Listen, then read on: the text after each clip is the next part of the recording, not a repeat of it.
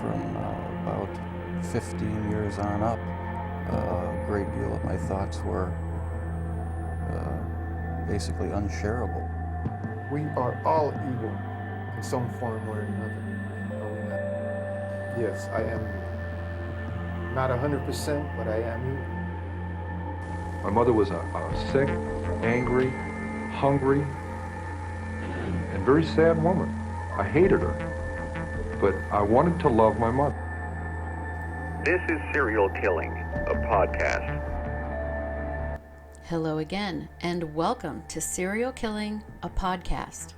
This is Alyssa Carroll, and I am your host and the creator of @serial_killing on Instagram, where we go through the life stories of serial killers to see if we might catch a glimpse of why they displayed their famous vile and disturbing behaviors. This week's podcast will be on Samuel Little. Now, it would be difficult to have not heard of Samuel at this point, since he's nearly constantly in the news. And if you haven't yet, I highly suggest that you go to YouTube and look up some of his FBI confessional videos and interviews. They're disturbing and interesting at the same time. So Samuel Little was born on June 7th, 1940, making him a Gemini in Reynolds, Georgia. Now, I've gone over what was going on in the world in the 1940s and all of that many, many times. So just for this particular podcast, we're going to go ahead and skip that and just get right into the story. Now, I did a quote chapter on Samuel a year or more ago on the Instagram account. While I was doing my research, the information I found out about his early life were that while he was very young, he and his family moved from Georgia up to Lorain, Ohio, looking for a better life, indicating that his father was also in the picture. During the 1940s and 50s, steel factory jobs were booming around what is known as the Rust Belt. You know, Michigan and Ohio and all of that area. It was stated that his parents worked a lot and that his grandmother was his primary caregiver. But in a year's time since then, and especially now that he has very recently been confirmed to be the most prolific serial killer in American history thus far, surpassing Gary Ridgway that previously held that title, his backstory has changed. Now it is reported that his mother was a teenage prostitute and that there is no mention of who his biological father was. Some sources say his mother gave birth to him and left him on the side of a dirt road. He has said this himself. But it gives no explanation as to how whoever found him knew to take the infant to his maternal grandmother to raise. Perhaps his mother left a note pinned to his little blanket? I mean, who knows? But other sources say, and the authorities think, that his teen mother gave birth to him in jail, and he was then given to his maternal grandmother. So, whichever story is true, if any of these three actually are, regardless, he was raised by his grandmother. That much we do know. Sources also agree that he was raised in Lorain, Ohio. There haven't been any reports of anything troubling really coming out of his very early childhood so far. But, as we all know, more information about him is discovered regularly. As a young student in school, he didn't really try to apply himself, and he did get into trouble often. It has been said that he was good at sports. And during this time, Samuel also developed a habit of petty theft and small crimes in his teen years. In 1956, he was sent to a boys' school in Lancaster, Ohio, for stealing a bicycle. At just 16 years old, he was arrested again for breaking and entering and was taken to a juvenile facility for troubled teens. But the interesting thing is That arrest was in Omaha, Nebraska. So if you are familiar with the United States, you will know that Lorain, Ohio and Omaha, Nebraska are not even remotely close to each other. According to Google, they are around 770 miles apart, and it would take you 11 and a half hours just to make the drive. So what was he doing way over there, still as a minor? But once he was released, he went back to his grandmother's in Ohio and decided that he was going to quit high school. And as of this recording in October 2019, that is literally all we know about Samuel's childhood. There's not much to go on, so let's just start at the beginning. We really don't know what the true story is of his birth. He states his mother was a prostitute. So at first I thought, how could he know that? But you'll see how he knew soon enough.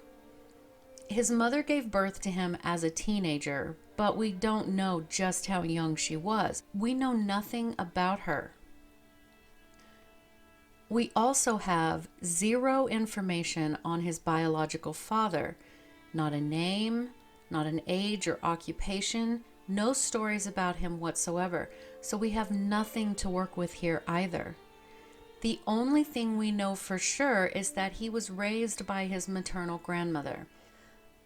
There's no mention of any other children in the house when he was growing up, so we don't even know if he had any aunts or uncles or cousins or anything that he would have been raised with. Samuel hasn't come out directly and spoken about his grandmother, which is actually a little telling. See, he doesn't blame anything on his childhood, which reasonably leads us to believe he wasn't abused or neglected by his grandmother. Many people that have had hard childhoods and grow up to be criminals, well, the first thing they like to do is blame a terrible childhood for their actions. But we don't see that here. No stories of her beating him or telling him he was an unwanted child, none of that. In fact, she took in her grandchild, took on the sole responsibility of him without question, and that at least says something about her character. I highly doubt she was given any compensation for bringing him up, which makes me think she just thought raising him was the right thing to do. But again, we just can't know for sure. But we can get at least a glimpse into Samuel's developing mind with what little information we have. For instance, his mother was a prostitute who had no real hand in raising him. So there was a study done on children raised by grandparents when the parents are not in the picture, and according to NIH.gov, custodial grandchildren are reported by their caregivers to have higher levels of behavioral and emotional disturbances in the overall U.S. population. The two major reasons why these children encounter greater risk of these issues is because these children are typically receiving care from grandparents due to situations their parents are in, such as substance abuse, child abuse or neglect, teenage pregnancy, which is this particular situation, illness, divorce, and so on. Such situations come with a lot of risks of psychopathology among custodial grandchildren because they have likely been exposed to prenatal toxins, as in the mother did drugs or drank during pregnancy, as well as societal stigmas and just the overall uncertainty about their roots. The other reason is just the enormous challenge this presents to the grandparent. In a lot of cases, the grandparents were clearly not prepared, so starting completely over at a more advanced age is difficult to prepare for with such short notice. They never know if the parent will ever return for their child, which leaves bonding and the feeling of security up in the air, and some just aren't really up to the challenge. In fact, 22% of youths attending inner city community health centers that treat psychological issues were being cared for by their grandparents. They just all around have more behavioral and emotional issues. Now, these studies do not insinuate that the grandparent doesn't care for the child as much as they can. They are simply stating that it is often a negative situation, regardless of, quote, how up to it the grandparent is to raise their grandchild.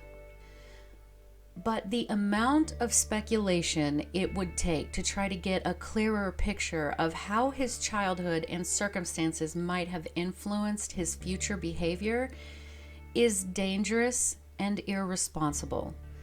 The only thing we can do is wait and see if more details come out at a later time. So getting back into his life story.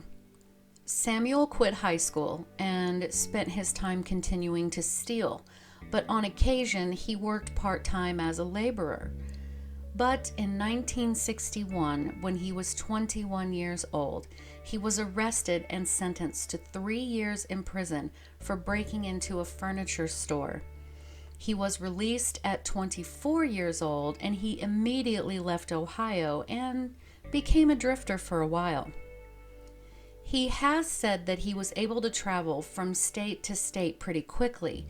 He loved traveling, and he shoplifted or committed armed robbery to be able to survive. But eventually he found his way down to Florida, where his mother was living.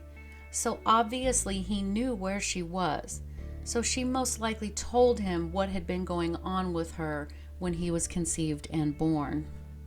And chances are he probably went down there to be with her, to try it on, see if he could salvage some kind of relationship, or maybe just out of sheer curiosity.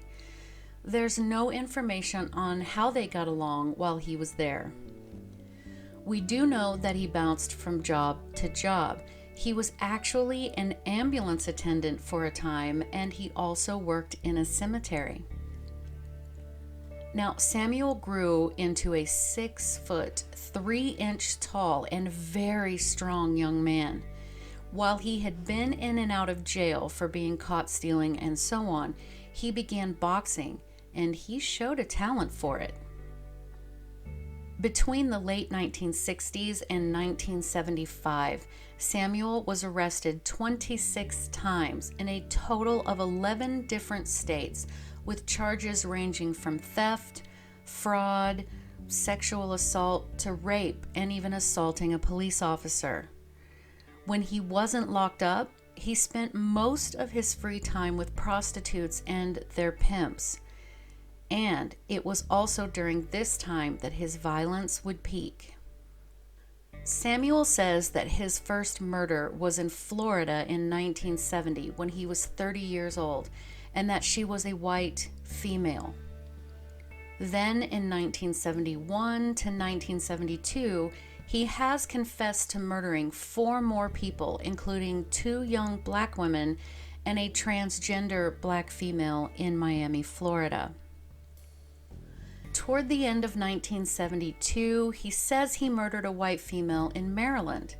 The next year, another murder in Florida, then New Orleans, Louisiana, Georgia, then back up to Ohio, then back down to Florida, to Tennessee, Texas, Illinois. He zigzagged all across the central and eastern part of the United States in his earlier murdering days. It would appear that the only breaks he took from murdering were when he was incarcerated for various charges. His victims were most often drug addicts and prostitutes, people that were on the fringes of society, and therefore, unfortunately, their disappearances went largely unnoticed, or if their bodies were found, it was just assumed they overdosed, and so on. Samuel stated, quote, "They was broke and homeless, and they walked right into my spider web," unquote. In 1976, a woman in St. Louis, Missouri was found naked from the waist down, begging for help, her hands bound with electrical cord. She told the police that a man had picked her up, he had strangled her, beat her, and raped her before she somehow managed to escape. The police were able to find a car matching the description, and they arrested Samuel. The victim's clothes were inside his car. His statement to the police was that he only beat her, he told them, and he got 3 months in jail.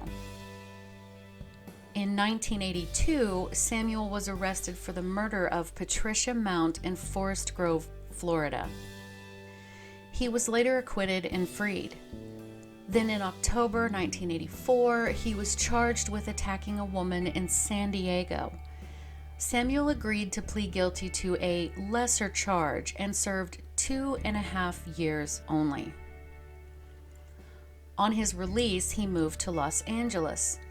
In 1987, prostitutes Carol Alford was found murdered and Audrey Nelson found thrown in a dumpster 2 years later.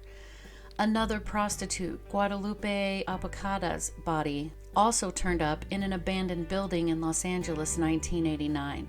I mean, it would take me hours to list off all of the victims and where they were found. So, to give you some context, during that time in Los Angeles, that area had several serial killers. LA is broken up into different agencies, and they were all overwhelmed with the number of murders. And we all know that the different departments are not stellar with communication in LA. Samuel was killing at the same time as Richard Ramirez, the duo Doug Clark and Carol Bundy, Lonnie David Franklin Jr., and several others were in the Southern California area murdering in the 80s and 90s. So eventually, Samuel left Los Angeles and eventually landed in Louisville, Kentucky, where he stayed at a homeless shelter in 2012. DNA evidence was ever evolving, and the police were better able to get the DNA profile of perpetrators. They found Samuel's DNA on the last 3 women he killed. They tracked him down in Kentucky, arrested him, and extradited him back to Los Angeles. Samuel was then charged with their murders in 2013. The evidence showed that he would attack the women by punching them, which would catch them off guard, obviously. He would beat them, rape them, and then strangle them to death. Disclaimer, this is graphic, but sometimes he masturbated while they were dying. He was convicted and sentenced to life imprisonment with no chance of parole. However, the story doesn't end there. He actually had a longtime girlfriend that used to clean his car for him, which is where some of his murders occurred, and that indicates she might have at least been aware of his crimes. But it is not believed that she took part in any of them. She died of a brain aneurysm in the late 90s.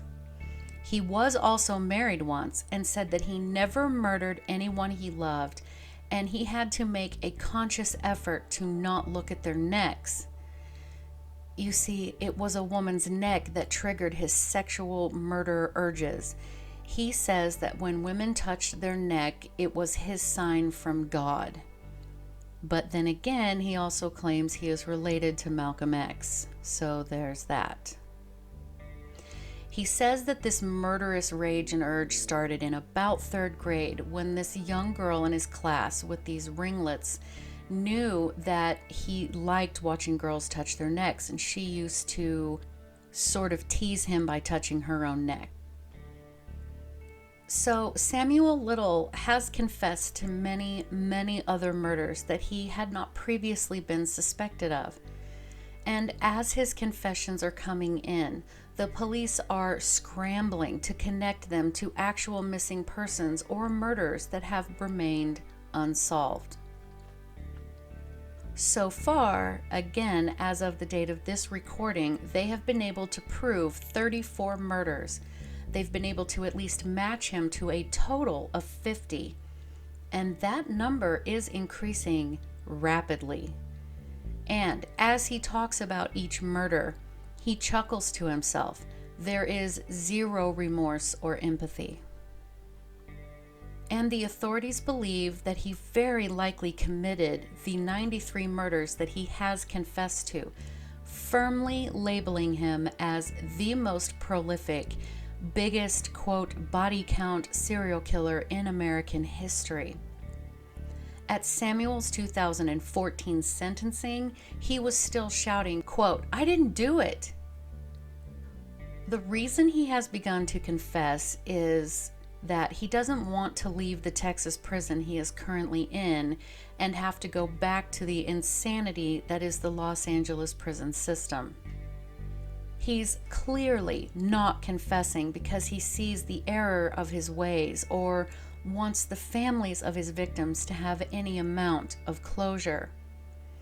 Now, he is an artist and does have some talent. He loves to draw. He said that he started in his first stint in jail when he was a teenager, and he has always continued to draw. He's drawn many of his victims from his rather vivid and accurate dark memory. He is now 79 years old and is bound to a wheelchair due to him having diabetes and heart disease. And my heart is not breaking for him. So, Samuel is a classic psychopath. He is superficially charming and glib. When you watch him, this is obvious. He has a rather inflated sense of self-worth and loves the attention he is getting, and he needs that stimulation. He is highly manipulative. He shows absolutely zero remorse or guilt. He has rather shallow emotions, and he was a callous serial killer. He obviously displayed socially irresponsible behavior and had reoccurring problems with the law his entire life. I mean, he ticks nearly every single box for psychopathy. So in my own opinion, I think he was born to kill. When this story first broke, I was doubtful that he had actually killed the number of people he said he did, mostly women and transgendered women. But as it turns out, they have been verifying, one by one, case by case, that he did murder that many people. He was able to get away with it all of his life because he lived an almost exclusive nomadic existence, always on the move, and his chosen victims were people on the fringes of society. But what do you think? Leave me a comment on Instagram at serial_killing or YouTube under the same name of this podcast. You can visit my website at serialkilling.squarespace.com, and also consider sponsoring the podcast. I definitely need to update some gear so that I can work on the audio and things that I've seen the feedback on. It takes a lot of hours and a lot of work to gather this info, but I love it. And thank you so very much for listening. I appreciate every one of you, as I know you could be listening to anyone else, but you chose me. And have a great day. Music by Kevin MacLeod on Incompetech.com.